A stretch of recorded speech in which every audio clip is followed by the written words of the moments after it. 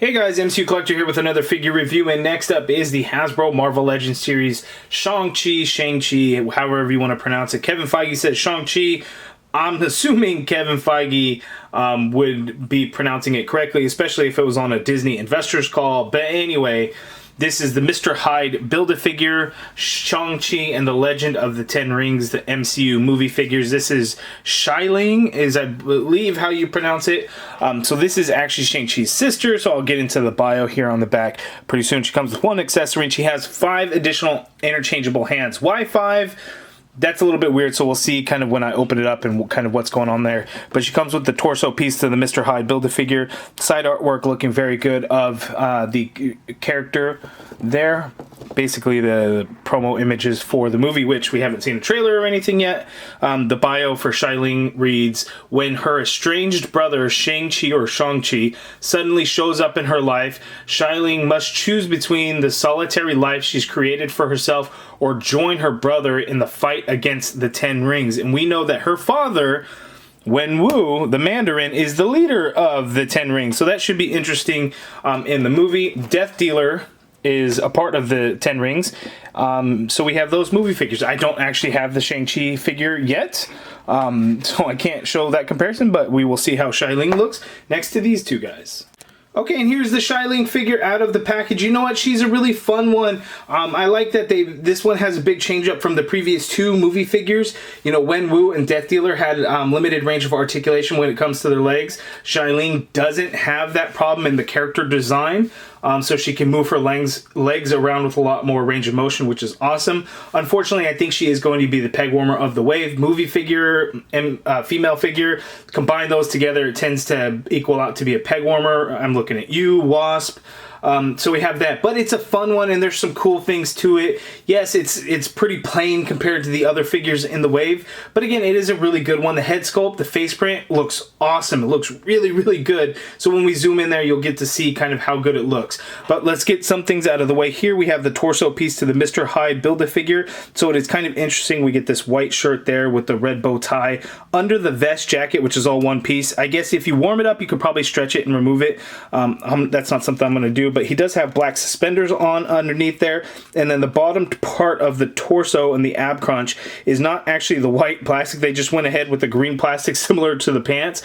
Just an interesting touch that they would do something like that. But this guy is going to be hindered in the torso because of the vest jack, so just a heads up on that. We'll throw that off to the side. So let's zoom in and take a look at the accessories that XIALING comes with, her kunai and all the different hands. Then we'll take a closer look at the figure, go over the articulation, and see how she compares to some of the other movie figures in this wave. Okay, so first things first, we have here the kunai blade that is attached to a rope, and you can see it's just painted red, the blade, and then the additional handle portion there. This is really the only additional accessory she comes with outside of the hands. So she comes with 5 interchangeable hands. This open holding hand is one of them, and this is actually used so she can hold on to the rope like so. So that is the 5th hand that she comes with. She also comes with these other hands here, these karate gesturing hands. As you can see there is a right and left for it out of the package. She comes with these straight out chopping hands. These are the ones that are on the figure. And then she also comes with fists. So 5 hands extra in total, so that makes 7 total hands that she comes with. So just the one open holding hand there for her right hand. But taking a closer look at the figure, looking at the head sculpt, I think it looks really, really good. Now, I'm not familiar with any of the actors and actresses in the movie outside of Awkwafina, but I think these ones that we do get likeness for look really good. You know, looking at Wenwu, I thought looked fantastic. Looking at XIALING, I think looks really, really good as well. I really like the way it looks. Nice, clean, looks very, very good. One thing that I like in the design of the suit too is, you know, those are small black lines that they have to get right in there, and that looks pretty good. And you know, some of it kind of looks a little funky, but one thing to take note on is it's being painted or printed on top of a textured suit. So if you can't see, I don't know if you can hear that, but it's not a smooth surface, so it is textured. and you can see the little spots of the texture throughout the suit. So to get those lines on there, for the most part, pretty straight. Anytime where you don't really see it being too straight, some of that's going to be the texture, the bumps in the plastic that they have to do it on there. But I think that all looks really good. Came out quite nicely throughout the suit.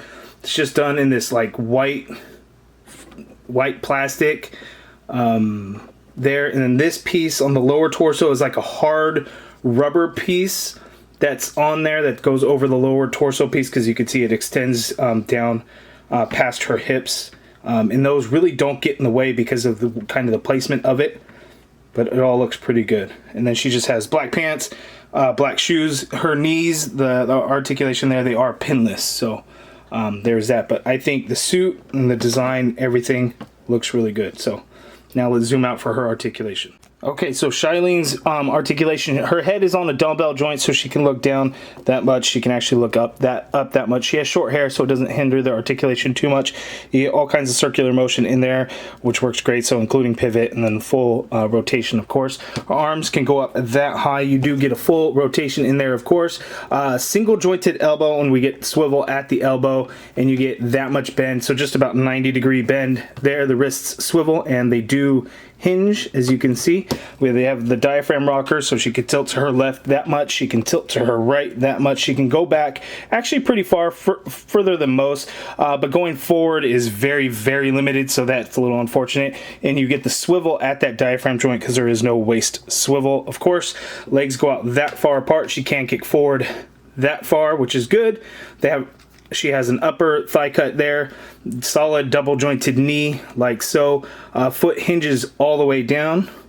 You can get a hinge going up a ways, and she has ankle pivot peg holes at the bottom of the feet. So better articulation in the legs than the two other movie figure counterparts that I've reviewed so far. Again, I do not have the Shang-Chi or Shang-Chi figure to be able to compare it and see how that one goes. I would imagine that one is definitely going to have a lot more range of articulation in the legs because of the character design. The suit isn't going to be a hindrance. So now let's see XIALING next to the other movie figures. Okay, so here's XIALING next to Wenwu here on her left, which is her father, the Mandarin in the movie, and then on her right is Death Dealer, and we really don't know any information to him. There is speculation that it will actually be portrayed by a female character, but really we have no idea since there has not yet been a trailer, so it's just like kind of all a mess. Because there's no trailer, that's why this wave has not yet been announced. I got my figures on eBay.